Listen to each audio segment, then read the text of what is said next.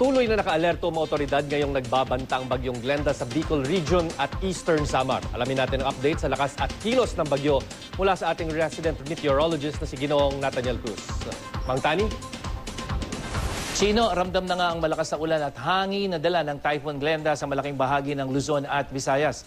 Sa ngayon, nakataas ang storm signal number 3 dyan sa mga probinsya ng Catanduanes, Albay, Sorsogon, Camarines Sur, Camarines Norte, Masbate kasama ang Burias at Ticao Island, dyan sa Southern Quezon at Marinduque sa Luzon, at Northern Samar, northern part ng probinsya ng Samar at Eastern Samar naman dyan sa Visayas. So patuloy po nating binabanggit na yung epekto ng signal number 3, yung hangin yan, kayang bumunot ng malalaking puno at sumira ng matitibay na bahay. Signal number 2 naman sa nalalaming bahagi ng Quezon kasama ang Polillo Islands, Batangas, Laguna, Cavite, Rizal, Bulacan, Pampanga, Bataan at dito sa Metro Manila at Biliran, nalalabing bahagi ng probinsya ng Samar at Eastern Samar at northern part ng Leyte Province dyan sa Visayas.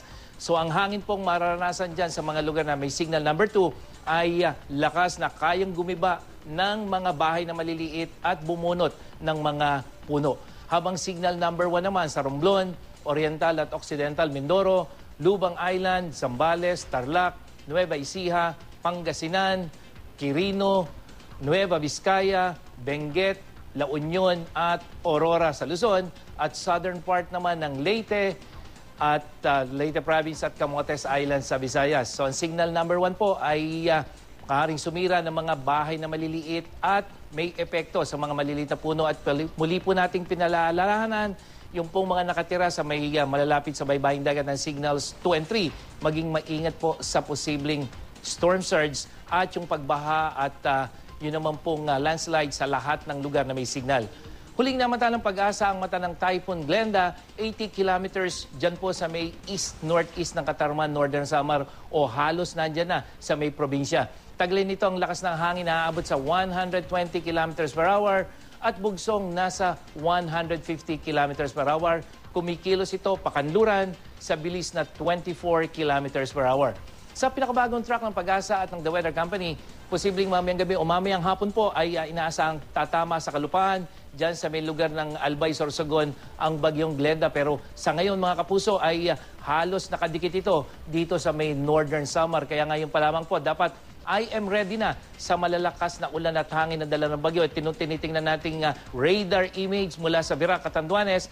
Ito po halos yung sentro nitong bagyong si Glenda na nagdudulot ng malalakas na hangin dito sa Northern Samar at magtutuloy-tuloy ito dito sa may Bicol Region. At dito sa Metro Manila at sa mga karatig lugar, ramdam na rin ang outer rain bands ng bagyo. Kaya asahan ang pagsungit ng panahon ngayong araw hanggang mamayang gabi po yan. Habang bukas naman, dapat ay I am ready tayo sa posibleng pagtama ng bagyo dito sa Metro Manila. Bukas po yan, Miyerkules ng umaga. At bukod dito, posible rin yung storm surge o yung pagtaas ng alon sa karagatan sa mga lugar na sa Camarines Sur, sa may Quezon, dyan sa may lugar ng Sorsogon at sa may probinsya ng Samar o sanhi po yan ng malakas na hangin dulot nitong bagyong si Glenda at yung taas ay posibleng umabot ng 3 meters. At yan ang latest mula sa GMA Weather. Ako po si Nathaniel Cruz. Magplano para sigurado. I am ready. Serbisyong totoo ng GMA News. Maraming salamat, Mang Tani.